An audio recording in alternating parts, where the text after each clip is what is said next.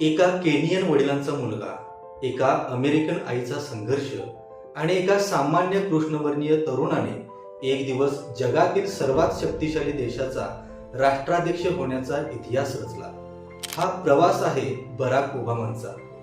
आज आपण पाहणार आहोत एका सामान्य तरुणाचा व्हाईट हाऊस पर्यंतचा प्रवास. आज जेव्हा आपण अमेरिकेच्या राजकारणाकडे पाहतो तेव्हा डोनाल्ड ट्रम्प यांच्या आक्रमक नावाची मोठी चर्चा असते. पण ट्रम्प यांच्या अगदी उलट एक असं व्यक्तिमत्व अमेरिकेनं पाहिलं ज्याने केवळ आपल्या कर्तृत्वानेच नाही तर आपल्या सुसंस्कृतपणाने जगाची मनं जिंकली. ज्यांनी यस वी कॅन असं म्हणत अशक्य गोष्टी शक्य करून दाखवल्या. बराक ओबामा यांचा जन्म 4 ऑगस्ट 1961 रोजी हवाईमध्ये झाला. त्यांचे वडील केनियाचे होते तर आई अमेरिकन. ओबामा अवघ्या 2 वर्षांचे असताना त्यांच्या आई वडिलांचा घटस्फोट झाला. त्यांचे बालपण इंडोनेशिया आणि हवाईमध्ये संघर्षात गेलं.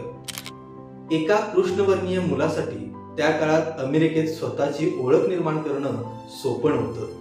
गरिबी आणि कौटुंबिक संघर्ष असूनही त्यांनी आपलं शिक्षण जिद्दीने पूर्ण केलं. हार्वर्ड लॉ स्कूलमधून त्यांनी कायद्याची पदवी घेतली, जिथे ते हार्वर्ड लॉ रिव्ह्यूचे पहिले कृष्णवर्णीय अध्यक्ष बनले. ओबामा हे केवळ एक राजकारणी नाही तर ते एक प्रगल्भ लेखकही आहेत. त्यांचे विचार आणि त्यांचा संघर्ष त्यांनी त्यांच्या पुस्तकातून मांडला आहे. त्यांनी लिहिलेलं ड्रीम्स फॉर माय फादर हे पुस्तक जगभरात गाजलं, ज्यातून त्यांच्या आयुष्यातील संघर्षाची जगाला ओळख झाली. याशिवाय त्यांचं अ प्रॉमिस्ड लँड हे पुस्तकही त्यांच्या राष्ट्राध्यक्ष पदाच्या काळातील अनुभवावर प्रकाश टाकतं. हे पुस्तक वाचल्यावर त्यांच्या व्यक्तिमत्वाची खोली प्रकर्षाने जाणवते. ओबामांच्या यशात त्यांच्या कुटुंबाचा देखील खूप मोठा वाटा आहे. त्यांची पत्नी मिशेल ओबामा या त्यांच्या प्रत्येक कठीण काळात त्यांच्या पाठीशी खंबीरपणे उभ्या राहिल्या. त्यांना मालिया आणि साशा अशा 2 मुले आहेत. राजकारणाच्या धावपळीतही त्यांनी आपल्या कुटुंबाला नेहमीच प्राधान्य दिलं. म्हणूनच ओबामा आजही एक आदर्श फॅमिली मॅन म्हणून ओळखले जातात. वकिली करत असताना त्यांनी समाजकारणात रस घेतला. शिकागोमध्ये काम करताना त्यांना सामान्य लोकांच्या प्रश्नांची जाणीव झाली. त्यांच्या राजकीय प्रवासातील सर्वात मोठा टर्निंग पॉइंट म्हणजे 2004 मधील डेमोक्रॅटिक कन्व्हेन्शन मधील त्यांचं भाषण. या एका भाषणामुळे संपूर्ण अमेरिका त्यांच्याकडे मोठ्या आशेने पाहू लागली. याच लोकप्रियतेच्या जोरावर त्यांनी 2004 मध्ये सिनेटमध्ये प्रवेश केला आणि अवघ्या 4 वर्षात राष्ट्राध्यक्ष पदाची निवडणूक लढवली आणि 2008 मध्ये ते अमेरिकेचे पहिले कृष्णवर्णीय राष्ट्राध्यक्ष बनले. ओबामांची कार्यपद्धती ही केवळ आदेश देण्यावर नाही तर संवाद साधण्यावर आधारित आहे. त्यांच्या 8 वर्षांच्या कार्यकाळात त्यांनी काही ऐतिहासिक निर्णय घेतले. पहिला म्हणजे ओबामा केअर. अफोर्डेबल केअर ऍक्टच्या माध्यमातून त्यांनी अमेरिकेतील सुमारे 2 ते 3 कोटी गरीब नागरिकांना आरोग्य विम्याचे संरक्षण मिळवून दिले. हा त्यांच्या कारकिर्दीतील सर्वात मोठा मानवी विजय मानला जातो.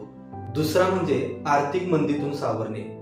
2008-9च्या महाभयंकर आर्थिक मंदीतून देशाला बाहेर काढण्यासाठी त्यांनी अमेरिकन रिकव्हरी ऍक्ट आणला आणि कोलमडलेली अर्थव्यवस्था पुन्हा उभी राहिली. आणि तिसरा म्हणजे ओसामा बिन लादेनचा अंत. 2 मे 2011 ओबामांच्या खंबीर नेतृत्वाखाली अमेरिकन नेव्ही सील्सने पाकिस्तानात घुसून जगातील सर्वात मोठा दहशतवादी ओसामा बिन लादेनचा खात्मा केला. हा क्षण अमेरिकेसाठी सर्वात अभिमानाचा ठरला. आंतरराष्ट्रीय संबंध सुधारण्यासाठी ओबामांचा मोठा भर होता. अण्वस्त्र प्रसार रोखण्यासाठी आणि जागतिक शांततेसाठी त्यांनी केलेल्या प्रयत्नांची दखल घेत त्यांना 2009 मध्ये नोबेल शांतता पुरस्काराने सन्मानित करण्यात आलं होतं. जरी त्यांच्या काळात काही लष्करी कारवाया सुरू होत्या तरीही त्यांनी मुत्सद्देगिरी आणि सहकार्य याला नेहमीच प्राधान्य दिले. शत्रू राष्ट्रांशी संवाद साधण्याचं धाडस त्यांनी दाखवलं. ओबामांच्या परराष्ट्र धोरणाचे सर्वात मोठे यश म्हणजे 2015चा इराण अणु करार.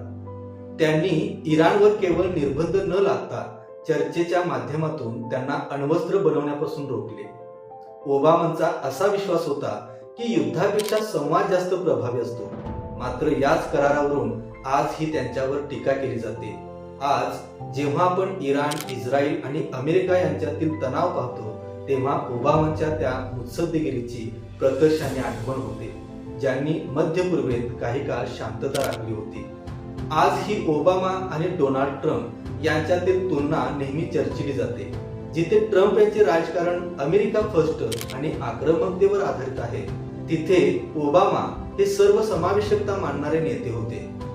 ओबामांची भाषा सभ्य होती, ते विरोधकांचाही सन्मान राखायचे. ट्रम्प यांच्या काळात अमेरिकन समाजात जे ध्रुवीकरण आणि तणाव पाहायला मिळाला तो ओबामाच्या काळात खूप कमी होता.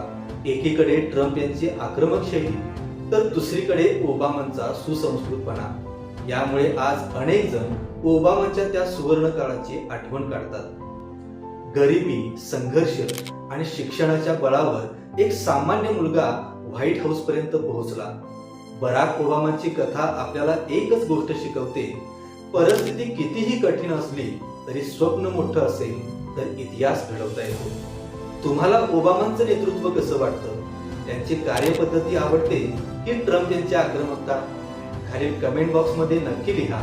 आणि अशाच माहितीपूर्ण व्हिडिओसाठी किरण चव्हाण ऑफिशियल या चॅनलला सबस्क्राईब करायला विसरू नका. भेटूयात अशाच एका नवीन व्हिडिओमध्ये.